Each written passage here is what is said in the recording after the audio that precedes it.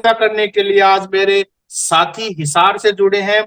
रमनदीप कीर्तान, आप political analyst हैं और सोशल मीडिया पर भी काफी एक्टिव रहते हैं। हम आपसे जानना चाहते हैं कि हिसार लोकसभा में 65.23% वोटर टर्नआउट हुआ शहरों में, और जो रूरल कॉन्स्टिट्यूंसी थी अलग अलग सभी का आया हुआ है, लेकिन फिर भी बम्पर वोटिंग नहीं हुई। इसको आप कैसे देखते हैं? फिर आपसे हम जुड़े हुए पूछते जाएंगे। सबसे पहले तो नमस्कार जी। बहुत धन्यवाद आपका। जहां तक आप हिसार लोकसभा में वोटिंग परसेंटेज की बात कर रहे हैं, वो अगर ओवरऑल देखें तो पूरा जो अपना अभी लोकसभा का चुनाव चल रहा है वो इसी उसके वो इ- आप 60 मान सकते हो, 65 या 67 तक ही पहुंचा है। ऐसा नहीं है कि हिसार में कोई ज्यादा बहुत ज्यादा कोई बड़ी गिरावट है या बहुत ज्यादा कोई इसमें उलटफेर देखने को मिला है। ओवरऑल देखें तो पूरे देश का यही एक चलन है जिसके अराउंड हिसार में भी वोटिंग हुई है।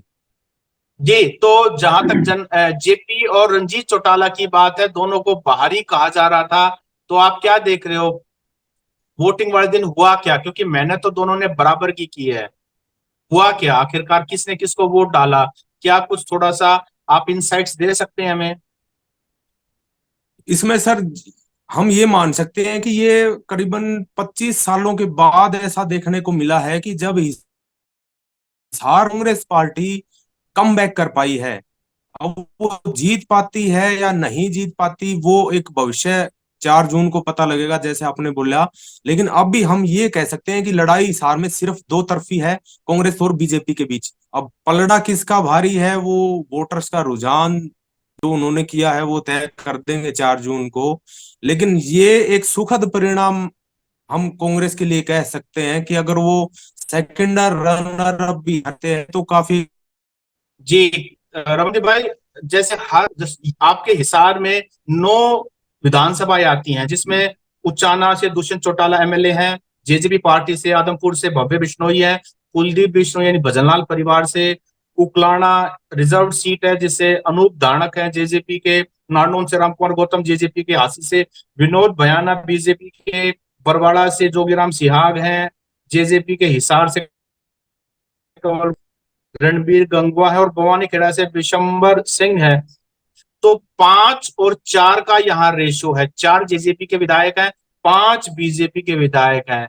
तो बीजेपी का तो रंजीत चौटाला जो प्रत्याशी थे, जेजेपी वाले जो विधायक थे या उनके सपोर्टर्स थे, उनका वोट कहाँ गया है? जी सर, जैसा आपने बिल्कुल सही ये फरमाया है कि हिसार लोकसभा एक ऐसा क्षेत्र है जहां पे हिसार से कांग्रेस का अभी तक कोई भी विनो हलकों में, उसके बावजूद हिसार में कांग्रेस एक बड़ी टक्कर दे रही है मौजूदा पार्टी सत्ताधारी बीजेपी को। और जहां तक वो हम बात कर रहे हैं जेजेपी के वोटर्स की, तो हम ये मान सकते हैं कि उनका वोट डाइवर्ट हुआ है पूरा का पूरा कांग्रेस की तरफ। यहाँ पे जेजेपी की तरफ से नैना चौटाला उम्मीदवार जरूर थी, लेकिन हम ये कह सकते हैं कि वो कहीं मैदान में टिकती हुई नजर नहीं आ रही हैं। और उनका जो खुद का बीजेपी का ऐसी संभावना बहुत कम है कि वो अपने वोटर्स को संभाल पाए या उनका जो वोट परसेंटेज था उनको भी वो बचा पाए। जहां तक आप बात कर रहे हैं नलवा। जी। जी रवंती भाई, मैं ये जानना चाहता हूँ कि आप स्ट्रेंथ्स बताइए मुझे दोनों कैंडिडेट्स की। रंजीत चौटाला, आपकी बात से साफ समझ में आता है कि टक्कर जो है जेपी और रंजीत चौटाला में है। बाकी फैक्टर्स हो सकते हैं लेकिन जीत नहीं सकते। तो स्ट्रेंथ्स बताइए दोनों के, ऐसे कौन कौन सी पॉकेट्स हैं जहां पर जेपी स्ट्रांग था और जहां पर रंजीत चौटाला स्ट्रांग थे? जी, अगर हम अलग अलग बात करें इन पिछले 10 साल की जो बीजेपी है यहाँ पे, अगर हम बीजेपी की तरफ से पॉजिटिव की बात करें तो ये है कि हिसार में इनको एक बड़े परिवार की कमबैक हुआ है। जैसे जिंदल परिवार बीजेपी के साथ जुड़ा है तो वो इनकी मजबूती मान सकते हैं कि यहाँ बीजेपी थोड़ी मजबूत हुई है। दूसरा, इन्होंने अपने टाइम से कैंडिडेट की, वो भी इनका एक प्लस पॉइंट था। तीसरा, जो रणजीत चौटाला जिसको टिकट दी गई है वो एक मंत्री थे, वो काफी लंबे समय से हिसार में एक्टिव थे, जन समस्याएं सुनते हैं, वो भी उनका एक प्लस पॉइंट है। और एक और हम यहाँ देखें तो हिसार में फिलहाल चार अलग अलग मंत्री हैं, जैसे कमल गुप्ता हैं, अपने विशंबर वाल्मीकि हैं, रणजीत चौटाला खुद हैं, और एक डिप्टी स्पीकर रणबीर गंगवा। तो ये मान सकते हैं कि यहाँ बीजेपी काफी मजबूत स्थिति में है। जी। अच्छा, मुझे ये बताइए कि जो रंजीत और मतलब शायद एक दो दिन पहले ही इंडिपेंडेंट थे, वो रानिया से विधायक थे, उनको बीजेपी ज्वाइन करवाई गई, उसके बाद उनको हिसार लोकसभा से कैंडिडेट बनाया गया, फिर कुलदीप बिश्नोई भी नाराज हुए, और आखिरी दिन मुझे याद है कि तो ये जो पॉलिटिक्स थी, ये मतदान वाले दिन ये कैसे ट्रांसलेट। ये सर, ये हम मान सकते हैं बीजेपी का एक बड़ा वीक पॉइंट है कि ना तो हिसार से यहाँ लोकल उम्मीदवार हैं, ना वो बीजेपी के लोकल उम्मीदवार हैं। और ये बीजेपी के वोटर के लिए, बीजेपी के नेताओं के लिए भी एक झटका था कि पूरे 9 हलकों में उनको ऐसा कोई उम्मीदवार नहीं मिला कि जिसको वो टिकट दे सके। वो तुरंत सिरसा लोकसभा से एक निर्दलीय को अपनी पार्टी में शामिल करते हैं और उसको अपना प्रत्याशी घोषित करते हैं। उससे जो ग्राउंड रूट के वर्कर थे बीजेपी के या नेता थे, उनको एक बड़ा झटका मिला, जिसकी नाराजगी मिली। कुलदीप बिश्नोई लास्ट तक अड़े रहे, वो मान पाया, बीजेपी उनको मना पाई, ये एक अलग मुद्दा है। दूसरा, रणबीर गंगवा जो यहाँ से डिप्टी स्पीकर है, वो भी कहीं ना कहीं टिकट की दौड़ में थे, लेकिन वो पिछड़ गए। उनकी नाराजगी भी काफी लंबे समय तक देखने को मिली। तीसरा, कैप्टन अभिमन्यु जो खुद को बड़ा दावेदार इस सीट पे मानते थे, उनकी टिकट भी बीजेपी ने काटी, और वो पूरे चुनाव में हिसार में कहीं दिखाई नहीं दिए। ये भी एक भी कमजोर पक्ष है। ये मान सकते हैं कि रणजीत को यहाँ पे लेके आना एक तरह का उनके साथ टैग जुड़ गया कि ये बाहरी उम्मीदवार हैं, और पूर्व जो मुख्यमंत्री थे मनोहर लाल खट्टर, उनकी छवि उनके साथ चिपकी। जो फायदा देगी या नुकसान, वो हमें 4 जून को पता लगेगा। जहां तक जेपी की बात है, जयप्रकाश की बात है, तो उनका ये 12वां चुनाव है, और आपके यहाँ से भी वो 2 बार एमपी भी रह चुके हैं हिसार लोकसभा से। लेकिन 2000 विजेंद्र सिंह 3,14,068 वोटों से विजयी हुए थे, दुष्यंत चौटाला को हराया था। लेकिन क्या जेपी के साथ आप ब्रजेंद्र या वीरेंद्र सिंह कोई भी नजर आए, और अगर वो नजर नहीं आए तो क्या इसका नुकसान जेपी को होता हुआ दिखाई दे रहा है? जैसा सर सबसे पहले आपको बताया था कि ये सीट जो है ये कांग्रेस की काफी लंबे समय से यहाँ कांग्रेस कहीं दिखाई नहीं दे रही थी। हम ये मान सकते हैं कि 2009 में भी बहुत कम वो प्रतिशत मिल पाया था कांग्रेस को। उसके बाद से कांग्रेस इस हार में कहीं नहीं थी। जरूर इन्होंने एक तो लोकसभा चुनाव कहीं निकाले, लेकिन लोकसभा की बात करें तो टोटल जो फैक्टर था वो इनेलो की तरफ या बीजेपी की तरफ था, या इनेलो टूटी तो जेजेपी की तरफ डाइवर्ट हुआ। हम यहाँ मान सकते हैं कि जेजेपी जो टैग लगा कि ये बीजेपी की बी टीम है, या इनेलो जिस तरह से टूटी, उसका फायदा यहाँ कांग्रेस को हुआ है। और जेपी की बात करें, जयप्रकाश की बात करें, तो 2009-11 के चुनाव उन्होंने लास्ट लड़ा था, जब उनकी यहाँ से जमानत जब्त हुई थी।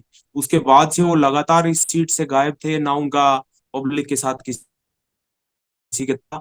उसके बाद जरूर उन्होंने आदमपुर में एक विधानसभा चुनाव लड़ा, नजदीकी मुकाबले में वो हारे। ये एक कमजोर पक्ष है। दूसरा, बीजेपी से पिछली बार यहाँ ब्रजेंद्र सिंह एक, आप ये मान सकते हैं कि 51% वोट लेके बड़े अंतर से जीते। यहाँ भी सेकंड रनर अप जो थी वो जेजेपी पार्टी के दुष्यंत चौटाला थे। उस लिहाज से सांसद जो बने थे उन्होंने भी पार्टी छोड़ दी, कांग्रेस में आए। कांग्रेस में जरूर इसका फायदा एक मिला, राष्ट्रीय स्तर पे कह सकते हैं, स्टेट स्तर पे। लेकिन जैसे ही ब्रजेंद्र सिंह की टिकट कटी, पूरा से मुश्किल में परिवार साथ दिखाई दिया था जयप्रकाश के। लेकिन उसके बाद से कहीं भी ब्रजेंद्र सिंह या उनके पिता पूर्व मंत्री बीरेंद्र सिंह कहीं नजर नहीं आए इस हलके में सक्रिय तौर पे। तो हम ज्यादा ये नहीं कह सकते कि उस परिवार का फायदा इनको मिला है। जी। तो जहां तक बात है जेपी की कैंपेनिंग में, अगर बीरेंद्र सिंह और ब्रजेंद्र सिंह दिखाई नहीं दिए, तो भूपेंद्र सिंह हुड्डा की तो हमें कई बार अखबारों में पढ़ा है कि वो वहां आए, कैंपेनिंग किया। इसके अलावा क्या कोई और जेपी की मदद के लिए आपने ग्राउंड पे देखा? ये सर बिल्कुल आपका सही सवाल है। यहाँ पे जेपी जयप्रकाश कांग्रेस के उम्मीदवार बिल्कुल अलग थलग नजर आए। ना कोई बड़ा राष्ट्रीय नेता यहाँ पे हिसार में उनके लिए प्रचार के लिए पहुंचा, ना हिसार के जो लोकल नेता हैं जैसे कुमारी शैलजा हैं वो हिसार में प्रचार के लिए आई, या चंद्रमोहन बिश्नोई जो हिसार से टिकटार्थी थे ना वो कहीं चुनाव में प्रचार करते नजर आए। इसके अलावा भी वीरेंद्र सिंह का नहीं आया, किरण चौधरी का परिवार नहीं आया, रणदीप सुरजेवाला कहीं इस चुनाव में दिखाई नहीं दिए। हम ये मान सकते हैं कि जैसे पूर्व मुख्यमंत्री भूपेंद्र सिंह हुड्डा 1 या 2 दिन लोकसभा में जरूर उन्होंने लगाया, लेकिन जयप्रकाश एक अलग थलग कैंडिडेट के रूप में लोकसभा में दिखे, जो जिसका मुझे नहीं लगता कि कोई फायदा है, उल्टा उनको नुकसान ही हुआ इस चीज का। जी रमनदीप भाई, मेरे आखिरी में दो सवाल बचे हैं। आखिरी सवाल पे जाने से पहले जो मेरा सेकंड लास्ट सवाल है वो ये है कि उचाना, आदमपुर, उकलाना, नारनौंद, हांसी, बरवाड़ा, हिसार, नलवा, भवानी खेड़ा में से ऐसी कौन सी पॉकेट आप जहां पर जेपी लीड ले सकते हैं? जैसे जी जो ग्राउंड रिपोर्ट यहाँ पे सामने निकल के आ रही है, सबसे बड़ा हल्का जो है वो जो जयप्रकाश को, पूरी कांग्रेस को और यहाँ तक कि बीजेपी को भी उम्मीद है कि यहाँ कांग्रेस को लीड मिलेगी, वो हम पहला मान सकते हैं कैप्टन अभिमन्यु का जो एरिया माना जाता है नारनौंद, जहां से कांग्रेस बड़े अंतर से जीतती हुई दिखाई दे रही है। सेकंड उसके बाद हम चल सकते हैं उचाना की तरफ, जहां से कांग्रेस ये मान सकते हैं कि जीत रही है, वो 15,000 से वो एक अलग है। उसके बाद तीसरा हम मान सकते हैं कि उकलाना में भी काफी रुझान कांग्रेस की तरफ दिख रहा है, जहां से कांग्रेस जीत सकती है। चौथा, जहां से खुद बीजेपी ने आज ये मान लिया है कि हमें यहाँ जीत की उम्मीद थी लेकिन हमें लग रहा है कि हमने ये गंवा दिया है, वो चौथा हल्का है नलवा, जहां पे कांग्रेस की जीत दिखाई दे रही है। और पांचवा जो ग्राउंड रिपोर्ट आ रही है बाहर कि आदमपुर में भी जयप्रकाश जीतते हुए दिखाई दे रहे हैं। कुल हम सकते हैं कि 5 ऐसे हलके हैं जहां कांग्रेस आज मजबूत पक्ष में दिखाई दे रही है। हैरानी की बात यह है कि बरवाड़ा हलका जहां से खुद जयप्रकाश विधायक रहे हैं, इसके बाद उनके भाई जो थे वो विधायक रहे हैं, वहां से कहीं ना कहीं कांग्रेस पिछड़ती हुई दिख रही है। जी, बीजेपी कहाँ आपको स्ट्रॉन्ग लग रही है? एक तो बरवाला बात हो गई है, फिर हिसार सीट शहरी सीट है, यहाँ भी बीजेपी। सेकंड है सर, हिसार सीट में बीजेपी एक बड़ी लीड है, ये मान सकते हैं कि पूरी हिसार लोकसभा में सबसे ज्यादा अगर बीजेपी लीड लेगी तो वो हिसार शहरी क्षेत्र होगा। उसके बाद हांसी हम ये मान सकते हैं कि कहीं ना कहीं बीजेपी की तरफ जा रही है। उसके बाद बवानी खेड़ा हम ये मान सकते हैं कि कुछ हद तक बीजेपी को एज दे सकती है, लेकिन बराबरी पे भी रह सकती हैं दोनों पार्टियां, लेकिन बवानी खेड़ा में भी एज बीजेपी को जा रहे हैं। मैं आपसे रिकॉर्ड मैं आपसे लास्ट सवाल जो पूछने जा रहा हूँ, जैसे हिसार में जो मतदान हुआ है वो 61.17% हुआ है, और जबकि यहाँ से कमल गुप्ता है, और फिर जो शहरी सीट हांसी, वहाँ 65% मतदान हुआ है। और इस तरीके से जो ये शहरों में कम मतदान है, इसको आप कैसे देख रहे हैं? आदमपुर में ज्यादा हुआ है, बरवाड़ा में ज्यादा हुआ है। जहां तक सर आप कम मतदान की बात कर रहे हैं, वो जगह हैं जहां पे बीजेपी थी, तो निश्चित ही इन जगहों पे कम मतदान बीजेपी को नुकसान है। और जहां कांग्रेस को बढ़त की उम्मीद थी वहां भी घटा है मतदान, लेकिन बाकी जगहों के अपेक्षा वहां पे ज्यादा है। तो मेरे मुझे पर्सनली ये लगता है कि जिन लोगों को सरकार से दिक्कत थी या जो कहीं ना कहीं खुद को परेशान महसूस कर रहे हैं, उन्होंने जरूर वोट दिया है। जरूर बीजेपी अपने वोटर्स को मतदान केंद्र तक खींच पाने में असफल रही हो। सवाल ये है कि अगर रणजीत चौटाला जीतते हैं तो आपको क्या लगता है, 4 जून को परिणाम उनके पक्ष में आता है, तो क्या कारण उनको मतदान किस तरीके से पड़ा होगा, वोटर्स का क्या बिहेवियर रहा होगा? अगर सर रणजीत चौटाला यहाँ से अगर जीतते हैं या वो कांग्रेस को डिफीट कर पाते हैं, तो हम ये मान सकते हैं कि इसमें कहीं ना कहीं कमजोरी कांग्रेस की रही है कि वो अपना चुनाव कैंपेन ठीक से नहीं कर पाए, या उन्होंने अपने उम्मीदवार को अकेले छोड़ दिया मैदान में, या वो ठीक से नहीं जुट पाए। मैं पर्सनली ये मानता हूं कि ये पूरा यहाँ के पास पूरे ये सीट जाने का, अगर वो फिर भी यहाँ पे फेल रहते हैं तो कमी यहाँ पे कांग्रेस की रही है, ना कि बीजेपी के पास ऐसा कुछ था कि वो उन्होंने यहाँ पे सीट जीत ली। और अगर जेपी जीतते हैं तो फिर कौन सा फैक्टर काम किया होगा आपके हिसाब से? अगर जेपी जीतते हैं तो हम ये मान सकते हैं कि बीजेपी पिछले 10 साल में यहाँ पे जो कर पाई है उसका रिटर्न यहाँ की जनता ने बीजेपी को कर दिया है, कि आप जो कर रहे हैं उन उससे यहाँ की जनता संतुष्ट नहीं है। वो वोट कांग्रेस या जेपी जाए, बीजेपी के विरोध में लोगों ने यहाँ पे डाला है। अच्छा, आखिरी सवाल रमनदीप भाई, जो जीत का मार्जिन रहेगा, चाहे रणजीत जीते चाहे जेपी जीते, 4 जून को पता लगेगा, लेकिन जीत का मार्जिन कितना रहने वाला है?